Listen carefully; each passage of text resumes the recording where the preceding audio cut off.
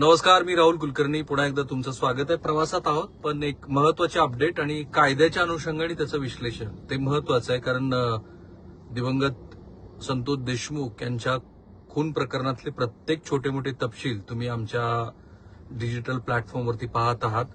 आणि ते यासाठी महत्वाचे आहेत की काही वेळेला ज्या तांत्रिक गोष्टी असतात, आपल्या सगळ्यांना तपासाबद्दलचे बारीक सारीक तपशील जर मिळाले तर तपास हा योग्य दिशेनं सुरू आहे, हे जे श्री देवेंद्र फडणवीस सातत्यानं सांगतायत त्याबद्दलची माहिती आपल्याला मिळत राहते. जसं आज काय झालं तर विष्णू चाटे हा जो आरोपी आहे संतोष देशमुख यांच्या खून प्रकरणातला, तर त्यांचे आवाजाचे सॅम्पल पोलिसांनी घेतले आणि पूर्वीचा कायदा आयपीसी आणि आत्ताचा बीएनएस भारतीय फौजदारी संहिता याच्यातल्या ज्या बदलाचा आता ह्या प्रकरणामध्ये कसा उपयोग होतो आहे हे समजून घेण्यासाठी महत्वाचं ठरणार आहे. अजूनही सीआयडीने याचं कन्फर्मेशन दिलेलं नाही की विष्णू चाटे याच्या आवाजाचे नमुने घेतलेत, पण ते घ्यावेच लागणार आहेत त्यांना. आणि ते यासाठी महत्वाचे आहेत तर विष्णू चाटे यानं जे म्हटलंय की वाल्मिक कराडला त्याच्या फोनवरून, कारण पहिला सीआयडीचा 7 पानाचा जो त्याचा रिमांड नोटचा अहवाल आम्ही तुम्हाला महाराष्ट्राला दाखवला होता, त्याच्यामध्येच आम्ही दाखवलं होतं की विष्णू चाटेनी पोलिसांना हे सांगितलेलं आहे की जी 2 कोटी रुपयाची खंडणी मागितली आवादा कंपनीला, तर ती त्यांनी विष्णू चाटेनी वाल्मिक कराडच्या फोनवरून आवादाच्या मंडळींना सांगितली होती. जरा लाईट द्या माझ्या चेहऱ्यावरती.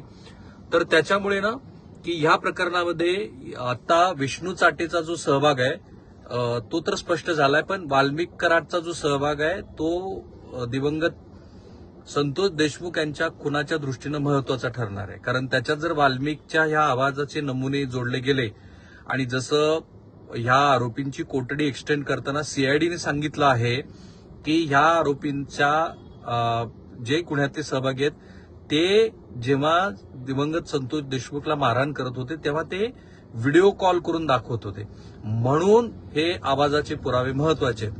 अजूनही संतोष चाटेंनी स्वतःचे मोबाईल फोन्स हे सीआयडीला दिलेले नाहीत, हे आजच्या ह्या तपासाच्या ह्या सगळ्या मोहिमेमध्ये लक्षात येत आहे.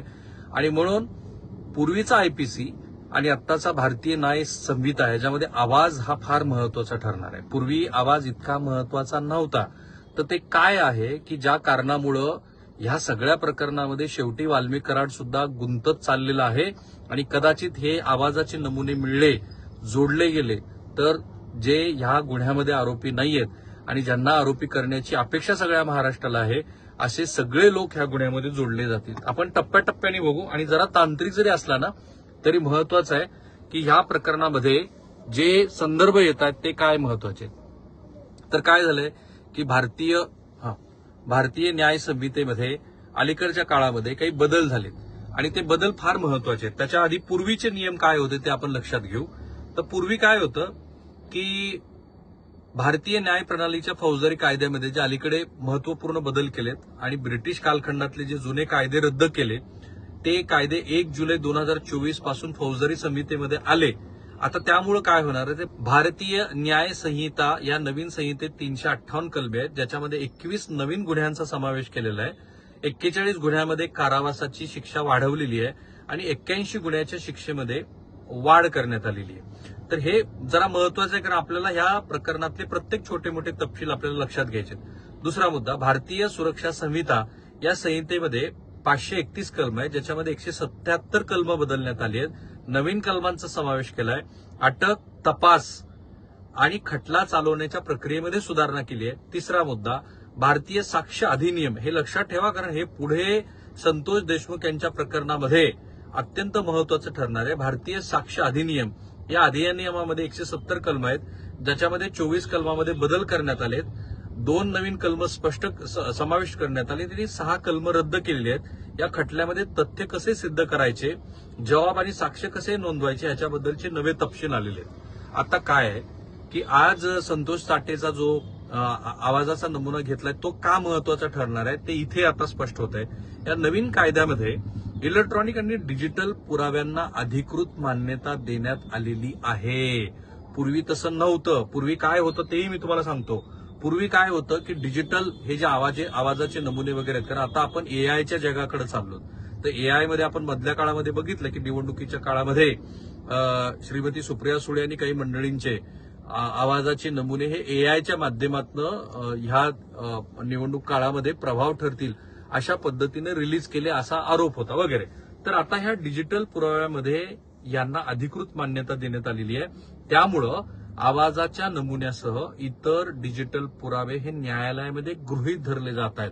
आता संतोष साठेचा जो आवाजाचा पुरावा पोलिसांनी जमा केला आहे तो आता एक साक्ष म्हणून पुरावा म्हणून गृहीत धरला जाणार आहे आणि यामुळे न्याय प्रक्रियेमध्ये आधुनिक तंत्रज्ञानाचा वापर वाढेल वगैरे असा दृष्टिकोन आहे.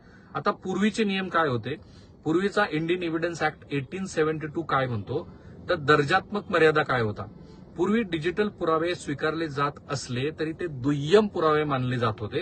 त्यामुळे मूळ कागदपत्र म्हणजे प्रायमरी एव्हिडन्स जर तुमच्याकडे नसेल तर मग डिजिटल पुरावे हे सेकंडरी एव्हिडन्स म्हणून वापरले जात होते. मग त्याला प्रामाणिकतेचा पुरावा द्यावा लागायचा. डिजिटल पुरावे स्वीकारण्यासाठी त्यांच्या प्रामाणिकतेचे म्हणजे ऑथेंटिसिटी प्रमाणपत्र आवश्यक होते जे कलम 65B अंतर्गत आहे. मग त्याच्यासाठी काय आहे तर आपल्याकडे फार कमी लोकांना हे माहिती आहे आणि मी त्या कार्यालयामध्ये गेलेलो जिथे होम मिनिस्ट्रीच्या परवानगीशिवाय तुम्हाला जाता येत नाही. एक उदाहरण सांगतो. बार्शीमध्ये श्री राजेंद्र राऊत यांनी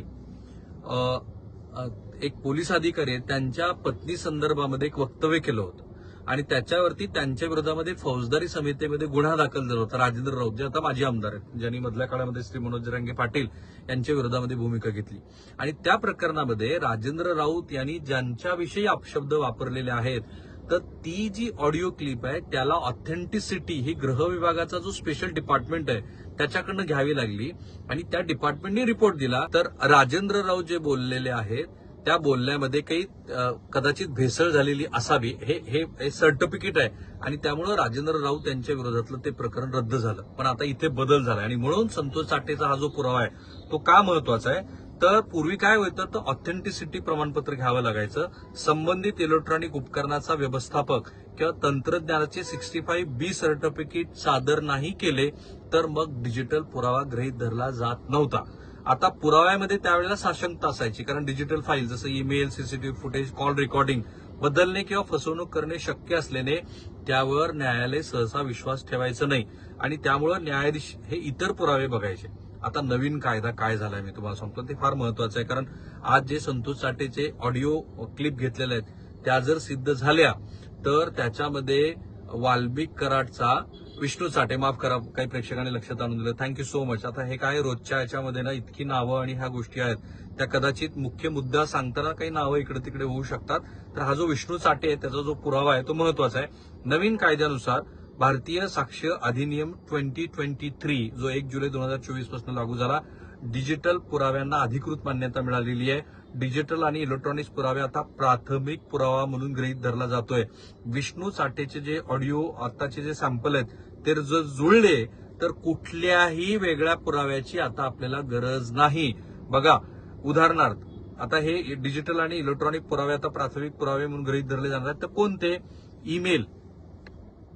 ईमेल, त्याच्यानंतर audio video recording, CCTV footage, mobile location data आणि क्लाउड आधारित माहिती. मी काल जे संतोष देशमुख यांच्या कुटुंबियाची मुलाखत केली तर त्यांच्याकडे काही नवीन पुरावे आहेत. मी फार खोलात गेलो नाही कारण तपासाचा भाग आहे आणि त्यामुळे मी त्यांना हे नाही विचारलं की तुमच्याकडचे नवीन पुरावे कोणते आहेत. पण आता सगळेजण जे म्हणतात की एका विशिष्ट काळामध्ये जो सीडीआर आहे कॉल रेकॉर्डिंग जे आहे ती कॉल रेकॉर्डिंग ही तपासा आणि आता वेगळ्या कुठल्याच पुराव्याची गरज नाही. जर कॉल रेकॉर्डिंग मध्ये असं म्हणतात की एका मोठ्या माणसाच्या मोबाईलवरती त्या काळामध्ये त्या आरोपीने 17 फोन कॉल केलेले पण ते त्या आकाला केले होते का आणखी कोण सुपर आका असेल वी रिअली डोंट नो. आणि कुठल्याही नेत्याबद्दल कुठल्याही पद्धतीचा आरोप करण्याच्या आधी मी तर हा प्रश्न श्री सुरेश धस यांना स्पेसिफिक विचारला होता की फौजदारी समितीमध्ये जर सुरेश धस यांच्याकडे काही पुरावे असतील तर कायद्यानुसार सुरेश धस यांच्यावरती ते बंधन आहे की त्यांनी हे सगळे पुरावे पोलिसांना द्यायला हवेत. ते तसं करतात की नाही ते बघायला लागेल. अदरवाईज ते त्यांच्या अंतर्गत राजकारणाचा भाग आहे का इथपर्यंत ते राहील. पण आता जर सीडीआर तपासला आणि सो कॉल्ड कुठल्या एका व्यक्तीला ह्या प्रकरणामध्ये फोन कॉल गेलेले आहेत असं म्हटलं तर तोच प्रायमरी पुरावा पुरेसा आहे पोलिसांना गुन्हा दाखल करायला आणि त्या आरोपीच्या विरोधामध्ये पुढील प्रोसेस करायला. त्यामुळे हे जरा समजून घ्या. नाही महाराष्ट्राच्या कानाकोपऱ्यापर्यंत हे व्हिडिओ जाऊ द्या. जसं मी सुप्रीम कोर्टातलं त्या काळातलं उद्धव ठाकरे आणि त्या मंडळींच्या संदर्भातलं जे काही पॉलिटिकल सगळा न्यायालयीन प्रक्रियेचा भाग होता तो समजावून सांगितला. तसंच आपण काम करणार आहोत. आता त्यात काय झालं की प्रमाणपत्रात ती सुधारणा 65B प्रमाणपत्राची आवश्यकता सुलभ केली गेली आहे. म्हणजे प्रमाणीकरण जे होतं ते जर प्रमाणपत्र मिळवणे शक्य नसले तरी सुद्धा न्यायालय विवेक आधारानं डिजिटल पुरावा गृहीत धरू शकतं. हे फार महत्वाचं आहे. तिसरं, फॉरेन्सिक तंत्रज्ञानाचा वापर. डिजिटल पुराव्याच्या प्रामाणिकतेसाठी आधुनिक तंत्रज्ञानाचा वापर केला जाईल, जसा डेटा एनालिटिक्स, फिंगरप्रिंट चाचणी, मेटा डेटा तपासणी. यामुळे डेटा बदलल्यास त्याचा मागोवा घेता येईल. जसं एआय मुळे आता मी जसं एक माझं पूर्वीचं चॅनल सोडताना म्हटलं होतं की एआय मुळे मी मुख्य प्रवाहातल्या माध्यमांच्या बरोबर एआयच्या मदतीने हे सगळं करतोय. आता जवळपास एआय टेक्नॉलॉजीचा एवढा मी अंगीकार केलेला आहे की त्याच्यातनं मला माहिती की काय होतंय. तर एआय मुळे हे सिम्पल डिटेक्शन तुम्हाला करणं शक्य आहे. डिजिटल माध्यमातील गुन्हेगारांना सामोरे जाणं, सायबर गुन्ह्यातील तपासासाठी डिजिटल पुरावे महत्वाचे ठरतील. ते तर माहिती आहे, हॅकिंग, फिशिंग, डेटा चोरी, फसवणूक. आता इलेक्ट्रॉनिक माध्यमांचा पुराव्यामध्ये समावेश, WhatsApp chats, social media post, emails आणि व्हिडिओसारख्या डिजिटल माध्यमांचा समावेश सहजपणे पुराव्यामध्ये करता येतो. आणि यामुळं या डिजिटल पुराव्यांचं का महत्व वाढलंय तर अलीकडच्या काळामध्ये आपल्याला जे डिजिटल माध्यमांचा वापर करून लोक गुन्हा करतायत, सोशल मीडियावरती पोस्ट करतायत वगैरे वगैरे. तर आता हा जो विष्णू चाटेचा हा जो पुरावा आहे तो फार महत्वाचा ठरणार आहे.